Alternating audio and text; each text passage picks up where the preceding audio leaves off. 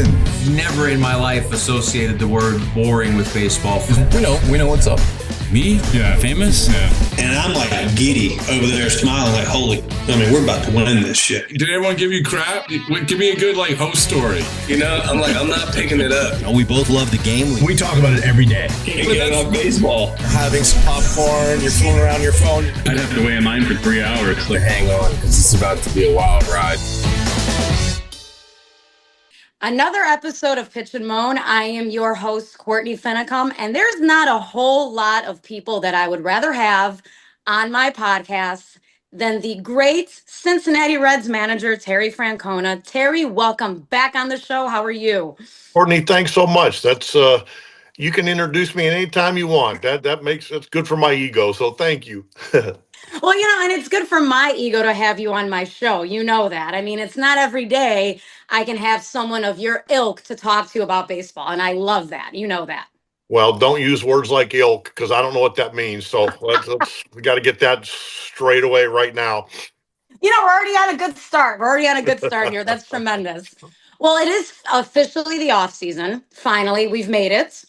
And we're just going to jump right into it with the career. We already know about your career, certainly. But with the year that you've had with the Cincinnati Reds, your very, very first year with the Reds, you took them to the playoffs. Congratulations on that. Thank you. I mean, that is a hell of an accomplishment, right? I mean, I don't think a lot of the baseball experts expected that in this first year, right? I don't think, maybe. I think we did. I don't know, and I didn't really care what people on the outside, because that you shouldn't base your feelings for your team. But I think our guys thought we could, and it wasn't easy, but it came down to the last day. But when you still get to pop champagne, for a lot of young guys that have never done that, it was really meaningful for us. So you said a couple things to start the year in Cincinnati. You said that two main things that I actually love that really resonated with me as a baseball person was, number one, you have to earn the right to wear the Cincinnati Reds uniform. You said that, I think day one, I believe you said that. And then you also said something that I love that you've said on my podcast, even, that the players need to play the game the right way with respect and do the things the right way, the little things. Do you feel like the Cincinnati Reds accomplished that this year? I think the accomplishment was that they tried their rear ends off to do what we ask. In fairness to the players, the way they played the game before was kind of different than maybe some of the things I wanted. And that's not an indictment on anybody. It's just, that's what makes our game so special, is different people feel differently. So even some of the coaches, it was different for them. And we had to kind of, it took a little while, but I was amazed at the amount and the level of cooperation from every person there. And I mean, every player. When you tell a player something, they'd look you in the eye and they try to do it. Courtney, I'll give you another thing, and people may not think this is that big a deal. For me, it was. On the first day of spring training, I think every manager probably says pretty similar stuff. Hey, play the game hard, don't be late. We never had somebody be late the entire year. And to me, that's so important, because I think when you are late, I think you're announcing to the whole world, this is not a priority. And it has to be a priority for us to get where we want to go. So those are little things that maybe don't show up in the win-loss column, but nonetheless, I was really proud of our guys for that. Well, you have absolutely no idea how much that resonates with me. The tardiness thing, my background's in sales, and I know, spot on, you need to show up at least 15 minutes early or you're late in my book. So it's so funny you say that. Every time we would head out to the ballpark, it'd be me, Freddie Benavides, who I've grown to love, Brad Mills, who I've known forever. And then a lot of times Brad Metter, our GM, would go with us. And if we'd set a time, say 12:30, it would be like 11:45. And I'd be texting those guys like, hey, we said 12:30. Let's go.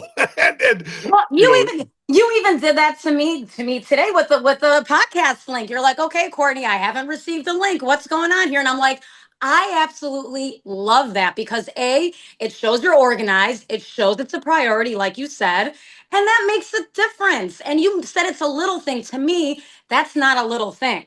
That you know, shows that you care, and I love that. I think guys that will do that, it's the same thing with running balls out to first. It's not just how it looks. One, you want to run players into mistakes because I think that's the way you can win. But I really believe guys that will run the ball out when they're frustrated, they're the same guys that's not going to be late. They're the same guys that are going to back up bases.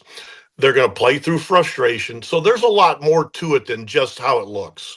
I could not agree more. And again, you said something that resonated with me once again. It seems like every podcast we do, you say something that resonates with me. And I absolutely love that Good. I'm because glad. that hits home. But you said something a couple minutes ago about that things in the Reds organization, the Reds coaching staff from previous regimes were doing things a little differently. Can you shine a little bit of a light on what those things were? Well, they were ultra aggressive, especially on the bases. And again, I get it. I mean, very athletic team, young, can run. Um, I just felt like we needed to pick our spots, and there were times maybe where we didn't hit 3-0, where maybe they did in the past. And there were things that for the young players, they had never heard it different than that. And I needed to recognize that. So it took me a little while because I'm like, hey, wait a minute. It's not fair to these guys. So I just needed to make sure I explained it to them. They weren't being punished. It's just a way, stealing third base sometimes with 2 outs. It's not helping the ball club. And that's the thing I tried to drive home is everything you do during the game has got to be geared to helping us win. And because sometimes I think, especially young players, they want to show their tool. They got something in their toolbox. They want to show it. Yep. Well, you know what? If you miss the cutoff man or if you're running, aggressive without being intelligent, it doesn't help you win as much as you needed to. And I completely agree with that. It's just, like you said, it's almost like a teaching moment, right? Like it's a teaching moment that, okay, let's readjust your mindset here. You're not getting in trouble, like you said, but you're readjusting that mindset to kind of mold into a winning ball club that we saw a lot from you guys this year. So that's great. That's huge. And I would also say there were a lot of times where I'd say something to a player that it didn't go the way we wanted it to. And to their credit and to a person, it never happened again, which to me, that's what you're shooting for. Everybody's going to make mistakes, but you don't want guys making the same mistakes over and over again. And our guys, and again, the game goes fast. And I think the further you get away from the game, sometimes the easier it looks. And it can be a really challenging, really difficult game. So as long as the guys are preparing and they're trying to do the right thing, I kind of feel like, okay, we're a little ahead of the curve there. I completely agree with that. And there's been a lot of talk about that third wild card spot that you guys got in on. Do you think that a team, and obviously it worked in the Reds' favor this year, so I don't want to throw cold water on that. But do you think a team that's won 83, 84, 85 wins should be considered a playoff team? I think they actually have set it up pretty well. You're right. 83 games is not our goal, and again, when you win 83, you need a little cooperation from other teams. That's just the way it is. It's and true. Then when you win 83 games, look who you play first. So, and we're going to get into that. We're going to get into that. but I kind of like it because, again, you get penalized for being that third wild card team. You go on the road and everything like that, and you play the 1 seed but I still think it's good for baseball. And in fact, if I think we talked about this last year, I'd love to see more playoff games and less days off because I think you'd find less teams are having bullpen games. You're not really finding out the best complete team because you can hide so many things now with all the days off. So, and again, I know they won't change it because I think it's right, but I think it's a better barometer for finding the best teams. And one thing that I think we did talk about this last time too, one thing, and we certainly saw this particularly in the National League, was so many more fan bases were right involved in literally the last game of the year, right? You had the Mets sweating every single thing going on in your game. So it is good for baseball in that respect that there's so many other fan bases that are, sweating these games now and more eyes on the product. And I think that's not a bad thing, obviously. I think it's actually a really good thing because our game, and I get it, the NBA and the NFL, it's so much easier for them to divvy up the TV because, our game is so regionalized, and I get it, but it's hard to figure out the right way to divvy it up. So it's not necessarily always going to be a level playing field. We know that. Okay, Right. let's figure out ways where we can make up ground and see if we can make some noise. It's never used as an excuse. I think that's just the reality of our game. And I gotta just tell you, just off the cuff here, do the bullpen games make you crazy too in the playoffs? Just be honest. Yeah. Yeah, they actually do. I don't think it's the way the game was meant to find out. One, really hard setting up your lineup. You have Yes. guy and it's a little bit unfair. And I just think, okay, if you want to do a bullpen game and you have 5 games in a row, go ahead. Right. But with so many days off, you're missing the 3, 4, 5 starters. You're missing maybe the last 4 guys in your bullpen. They never even see action. That's not the way you played during the year. And I don't think you're finding out the most complete team. I completely agree with that. And it's just, to me, that's really not how the game has been set up. And I know things change, and I'm not trying to be, the famous meme of, the old man yelling at the cloud kind of thing. But Me too. I agree. I don't want to just do that. Like, I don't think everything needs to be, well, this is now, we did it 30 years ago. I think there's so many things that are so good. I just think I care so much about the game. I want to see it always put its best foot forward. I completely agree with that. And you mentioned playing the Dodgers. You got the short end. You drew the short straw, unfortunately, right? But I mean, and you know this because I was texting you during this. Like, I was heavily rooting for you guys because obviously you're the manager, which I'll always root for a Tito Francona Atta team. girl. Atta girl. Yeah, exactly. But I'm an underdog person. Obviously, I'm a Chicago White Sox fan. And by the way, if the White Sox sneak into the third wild card spot with 83 wins, you better believe I'll be celebrating hardcore just as much as you were. So don't worry about that. Hey, Courtney, I will tell you this though, which, we talk about the 83 wins. When I was looking at this job, I remember thinking, okay, it's the Central. Yep. You got a chance Yep. because East Coast and West Coast teams, man, they're getting after it. Well, the Brewers ended up being the best team in baseball, Yep. and the Cubs were really good, and we couldn't figure out a way to beat the Pirates. So it was kind of a challenge, maybe more, and I don't see that going away anytime soon. I agree. And that's why, to me, that third wild card spot, it's good for baseball because, like you said, you struggled against Pittsburgh. I mean, it's just, you never know in this game. So on to that point about the Dodgers. Yeah. Obviously, gigantic market team. We all know what they've done with the players they've signed, the deferrals, all of that. You have managed both big market and small market teams. Does it ever get on your nerves a little bit the way the market is with disparity of contracts and money? Does that ever irk you a little bit being now in a small market situation? Well, I mean, I think just being totally honest, I mean, I think we'd all like to have an infinite amount of money to play with so you could maybe outspend your mistakes. Because that's probably the biggest thing with some of these teams is if they make a mistake, it doesn't set them back 2 or 3 years. Yep. But I got to also be really careful because I was in Boston for 8 years and we were kind of one of the big bullies. Okay, now you go to Cleveland, Cincinnati, and you're not. I don't think people really want to hear me poo-pooing. It's just the way it is. I've not been somebody that thinks the Dodgers are out of line. I think they take the rules and they do, and they are smart people. And it's not just the contracts. Yeah, that helps.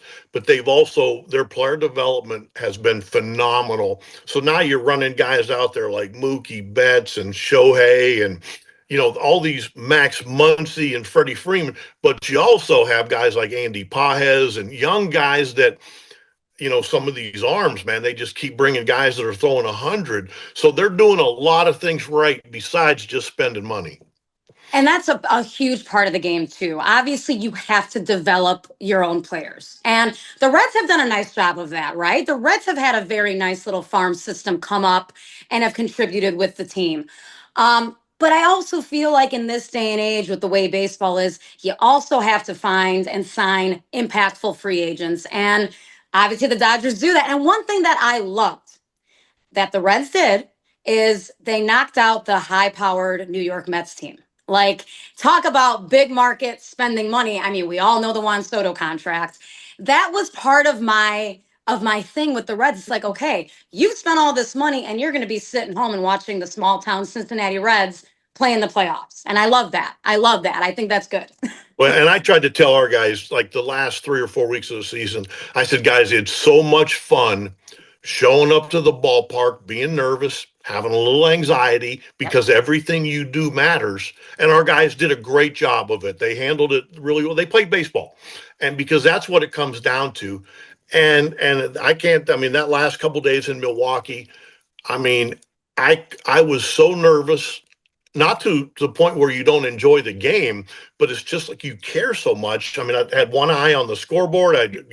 It's what you live for. And I thought our guys embraced it really well. What were your emotions when you saw the Marlins beat up the Mets on that final day, on that Sunday? What were your emotions? What was going through your head? Well, okay, since you ask, we had gotten ourselves in a situation where we had to win. Yep. We won Friday and Saturday, and we needed New York to lose. Well, they did lose one. So, we're going into Sunday, and we've got starters coming back out of the bullpen, potentially on short rest. And I didn't want to use Greene, but we had to win. So I'm looking at the scoreboard, and I know the Mets are losing. So I finally had somebody running in like every other inning kind of telling me, because I just didn't want to use him, especially when we were losing. But it's kind of hard because, you got to get there first. So, you're gambling a little bit. But a little bit. We had a lot going on. Yes. And obviously, when you saw what Miami did, they helped you guys out. I mean, are you going to send the bottle of champagne over to South Beach for the Marlins? I think you should. I heard we're actually not allowed because some of our players are actually talking about that, because we were in the clubhouse. We've been in the clubhouse probably 5 minutes after the game. Yeah. And we're kind of milling around. In fact, I think there was a double play to end the game because I wasn't even ready. I'm still walking around. All of a sudden, I hear guys yelling because the TV out in the clubhouse was a little ahead of mine. Oh, God, that's the worst. And I'm like, oh, man. I said, this must be good. So and it was a double play. It was a double play. Yes. So they're not allowed to do that? You can't send a bottle of champagne? And I get it. But wow. I will certainly say something to somebody at the winter meetings because, again, and it's hard because it's such a small world. I mean, Mike Sarbaugh was the third base coach for the Mets, who I'd been with for 11 years. And we were texting back and forth the last 2 weeks of the season every day. I mean, we're friends, and that'll never change. They wanted us to lose and we wanted them to lose, but that doesn't get in the way of your friendship. That's exactly right. That is exactly right. Now, once again, you are up for National League Manager of the Year. Congratulations. I saw that last night. Your first year with the Reds. That is incredible. Congratulations. You've won 3 American League Manager of the Year. So, this isn't a foreign concept to you, but how did that make you feel getting that honor? I was actually a little embarrassed. I didn't think I deserved it. And I'm always a little hesitant because I think as a manager, if you're getting an award like that or you're up for an award like that, that means the organization, the coaches, the player, everybody is doing something. And you get to maybe stand up and take a bow. So the best part of it is I get to brag about our guys, which I love. But I think there is more work to do. And like when I sat down at the end of the year and I told our guys, hey, we got to do better, I included myself in that. I can't ask our players to try to get better and myself do not be involved in that. So there's some things I think I can do better, and I hope that it'll pay off a little bit. And I mean, that's a very humble response, of course, right? But the fact that you are even still recognized in this manner, I mean, that means something. You know, that means your contributions to the game aren't going unnoticed. I mean, to do that in your first year with the Reds, take them to the playoffs, and now just to be nominated is an honor. So you should feel very good about that. That is amazing. I do. I am, and I'm honored just to be in the game. I mean, that's how I feel. I think it's an honor to put the major league uniform on. And probably the older I get, the more I probably realize that.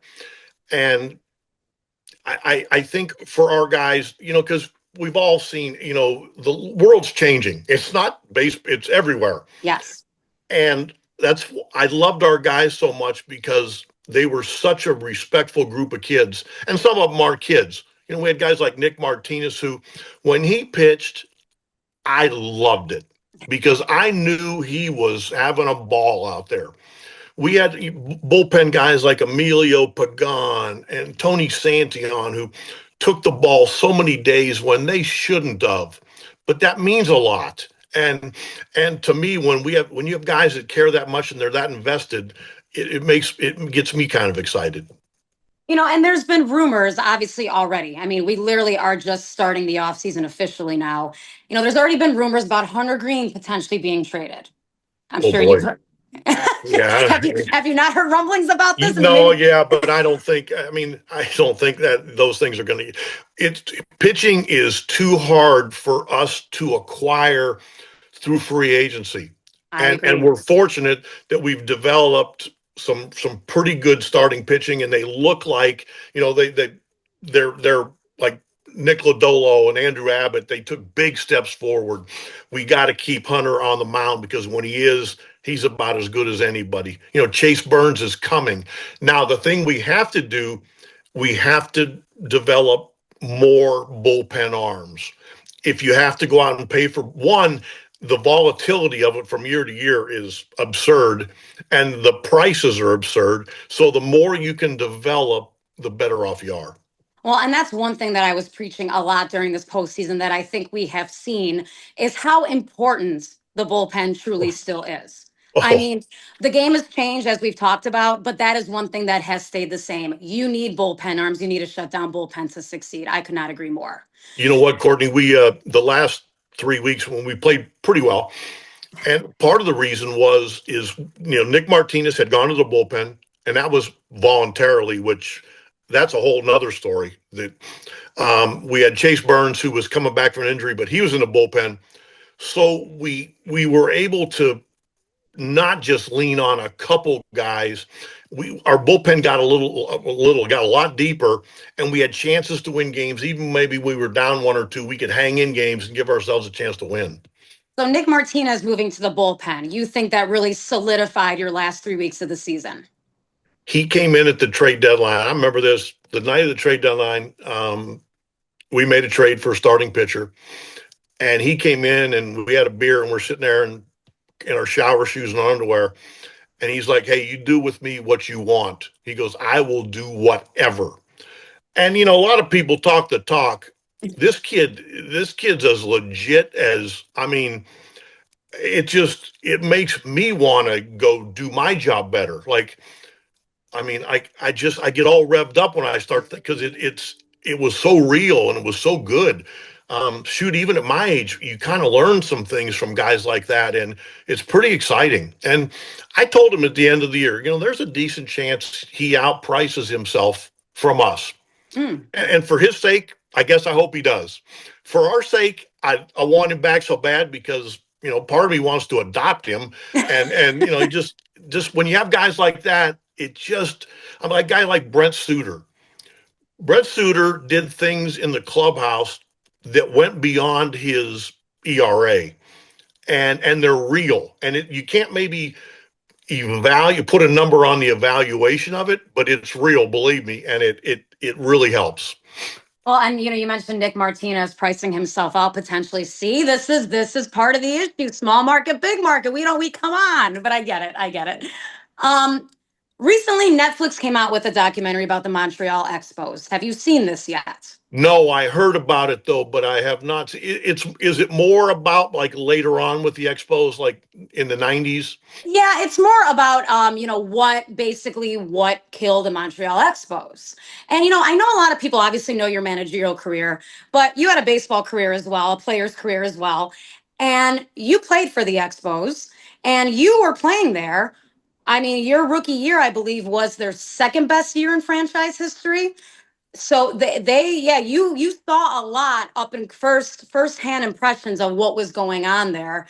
And what were your opinions as a player with kind of how that sort of came about and how it ended You up know, there? it's funny because we were a Rick Monday home run away from going to the World Series that year. Sure were. Sure And were. and they drew really well. I'm not sure the fans always understood, but they cheered like crazy. They loved their team.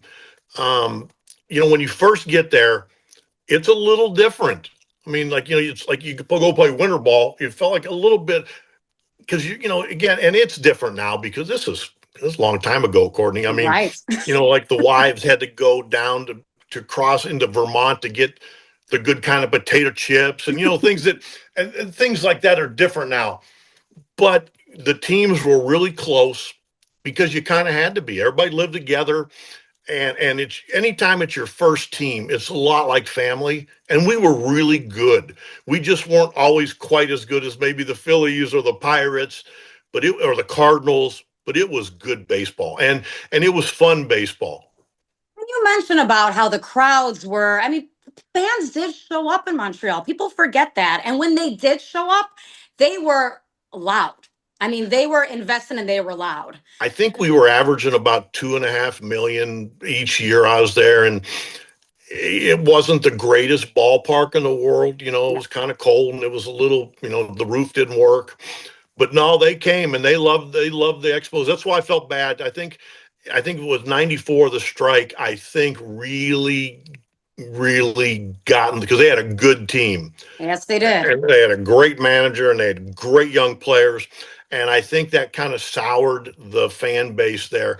I still hope, and I think with right ownership and a ballpark downtown that they can get a roof on it, I still think it can be a wonderful place for baseball. I completely agree with you. And the key is getting a stadium downtown. Yeah. You got to do that in Montreal. So we mentioned the World Series. I mean, what a great World Series that was. I mean, we mentioned earlier before jumping on here how great that World Series was.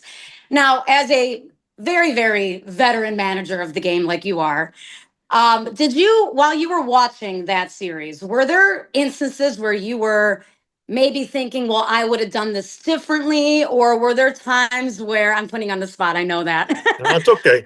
Yeah, were there times where you were thinking, okay, like, I would have done this a little differently. Maybe I wouldn't have sacrificed Bun in here. Were there any times where you were thinking like that? I really don't. And the reason I say that is not because I don't watch but when I'm in the dugout, it's so different than when you're watching a game because you get so involved in the game and you get like tunnel vision and you're thinking about every single thing 2-3 innings ahead of time. When I'm watching a game, I might be having a beer and enjoying it. And it's easy to be a fan, but as a manager, you get so locked into what you want to do, what you can't do. Like maybe you have to stay away from a pitcher or things like that. When we lost to LA, and this has happened every year, I want every team to lose. I haven't figured out a way to make that work because I guess it just doesn't add up right. But Yeah. I thought the World Series I thought was really good for baseball. I mean, those two teams went at it, and it was fun, exciting baseball to watch. And did you think while you were managing against the Dodgers did you think to yourself, okay, this is the team that's going to be in the World Series? Did you think that, or were you just wanting to see how it all played out? I thought the one issue they might have was their bullpen. Yes. They were a little bit inconsistent in their bullpen, and even against us, they kind of let us try to get back in games a little bit. But then when you have guys step up like that kid that pitched the last couple innings for him, Yes. that's incredible. I mean, so you can bet that the atmosphere that Davey and those guys have built is really solid, or people don't try to do that, when they put the team ahead of themselves. So they found ways around it, but they also I mean, a kid the play at second when they forced the kid at home. Yes. I went back and watched that play probably 10 times. That ball could have eaten him up so easily, and Yep. nobody would have thought a word because it was top spin, it was a second hop, he was off balance. They just have a way of kind of keep coming at you and finding a way to win. They do. They definitely do. Now, one more final question about the World Series. How would you love to manage, and you've managed game sevens, of course, with Cleveland against the Chicago Cubs, as we know. How would you have felt to do the in-game manager interview during game seven of the World Series? How would you have handled that? Well, and I probably not very well. Yes. I'm trying not to be the old, fuddy-duddy that's sucking Sure. his ways. But I think out of respect to the game, I'll talk to anybody during an exhibition game.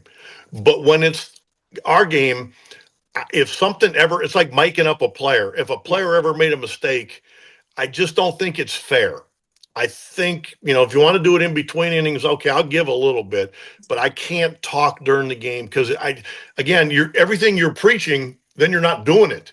Right. And so I just don't agree with it. And it's just a distraction. I mean, you could even see when Schneider and even, Doc, when they got the mic in their face, they were trying to manage. I mean, how do you? Yeah, how do you and do I that? don't think that it's not an exhibition game. If you want to do it in the All-Star game, I get it. It's fun. Sure. Fans love it. But when you're playing for your livelihood, and I just don't agree with it. But again, I'm not in charge, so you do what you're supposed to. That's it. That is it. Well, one final question for you, Terry, and then it's always a pleasure having you on. You know that. How is your health? Well, it's interesting you ask. So I pulled my hamstring last spring training. Okay, this is now all the way back to in March, and I didn't think much of it. And about halfway through the year, kind of started barking at me a little bit, and the docs gave me cortisone and all this stuff. When the season was over, they had to go in and reattach it. And I'm going to tell you something. That was not a fun surgery. I would imagine. So I just literally, I've been in Tucson about a week because I had to stay in Cincinnati because I just couldn't fend for myself for the first couple of weeks. But now I'm home and I'm going to therapy and I'm going to be fine. And it's not like, blood clots or heart condition, but it's kind of aggravating, but it's making me work and that's probably good for me. So you had a bad hamstring this entire season. The last 2 months, it was so hard for me, and it would make me mad because it was hard for me to get on the field and watch BP and stuff because Right. it hurt. Yeah, I would imagine. And it wrapped itself around the sciatic joint or the nerve, and it was hard. So because I want to be more active because I like it, Right. but it kind of wore me down a little bit, and it made me mad because sometimes I felt like I'm leaning on other people way too much, and I don't want to do that. It's not fair to them. So I'll work at this hard because I want to feel good. It makes the job way more fun when you're not fighting something physical. See, the committee needs to know that you were managing the Cincinnati Reds with a bad hamstring, and you still managed to take them to the playoffs. They have to know that. I'm sorry, that has to be said. Well, I didn't need to be stealing any bases or anything, so I think I'll survive. But getting off a plane, there were, and as you probably are aware, nobody has any ounce of sympathy. When I'm getting off the plane limping, there's so much sympathy going around. It just got to kind of wear it. I'm sure the guys didn't give you any kind of crap about that, right? None. I'm sure. Hey, Courtney, I want to jump in real quick. This is a voice from the past. Oh my gosh, the Wizard of Oz. First of all, I sit here and listen to you both, and it's a highlight of my year. Is you guys are so great talking to each other. And to Courtney's point, I can't imagine, Tito, what you're going to be managing like with a fully healed hamstring. I mean, it's like let's go. But I have to ask a quick question about the World Series. I don't know if I've ever seen a manager manage as well as you did in 2016 throughout that run. And I know you got to game seven, and now we're debating which is the best game ever played, game seven of that World Series or this one. I'm just curious, Tito, for you, when you empty the tank like that and you get to the end and you fall just short, what is that like? And how long does it take you to get past it? And also, how do you rally your organization? I'll tell you, that's a good question, Rob. I still am not over 2017. The next year, we had a really good team. We go up 2-0 on the Yankees, and then they come back and win 3 in a row. And it still aggravates me. When I think of 2016, pride won out over being disappointed. I mean, yeah, I wish we'd have got the last out. I mean, my goodness sakes, you kidding me? And had a parade. But and you never know. That's kind of the cool part. You don't know about your emotions, what they're going to be. But pride won out real quick. Our guys, they were pitching on 3 days rest. We had like 3 starters. I mean, they were given everything. Andrew Miller, when I would go home at night, Andrew Miller was still in the training room icing his elbow because he had pitched so much. I mean, it was just I mean, I was so honored to be able to go through with those guys. And I don't think it's a coincidence. That was the one year we had Mike Napoli.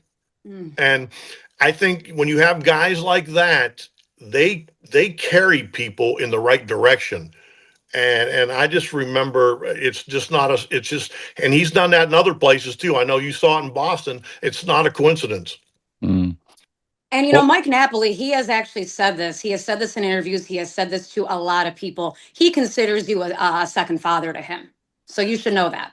Courtney, it's funny you say that because when we went to Chicago, we this was before you had to let the pitcher hit. Yeah. So we had Carlos Santana, and I put him in left field one game, and then the next game I just wasn't comfortable with it, and I had to sit nap. And in fact, to this day, I think it probably one of the biggest mistakes I've ever made because we relied on him so much.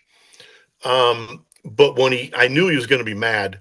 And when he came in, I'm in the clubhouse, the old clubhouse there in Chicago. I was sitting at the little picnic table in the middle, and he was sitting there, but he wouldn't talk to me. And I said, I'm not leaving here until you talk to me. And I must have sat there for an hour and a half. And we finally, but I get it because he was so important. And when I look back on it, I probably made a mistake, and it eats at me a little bit.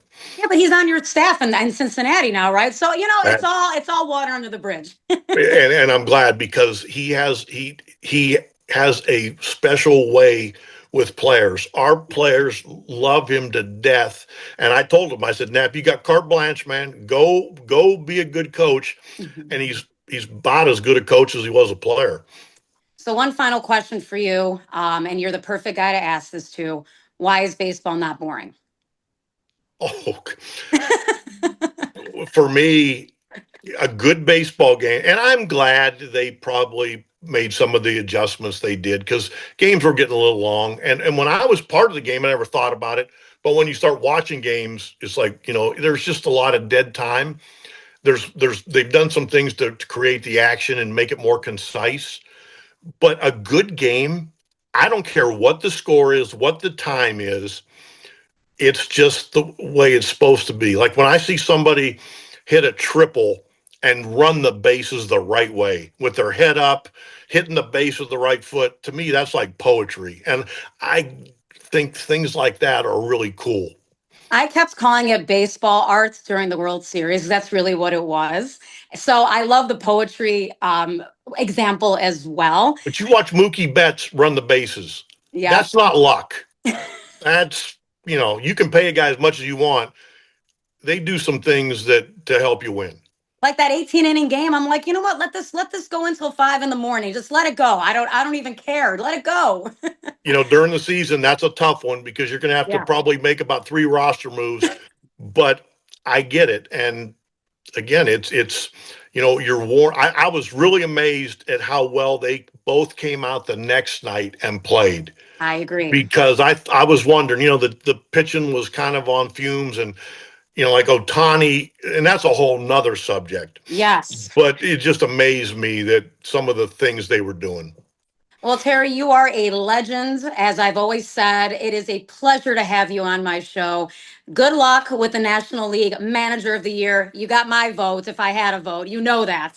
Thanks, Courtney. I really Thanks. appreciate it. Enjoy the off season. Oh, I enjoyed it. Rob, I enjoyed the little you had put into this, but thanks, guys. I love talking baseball with you guys.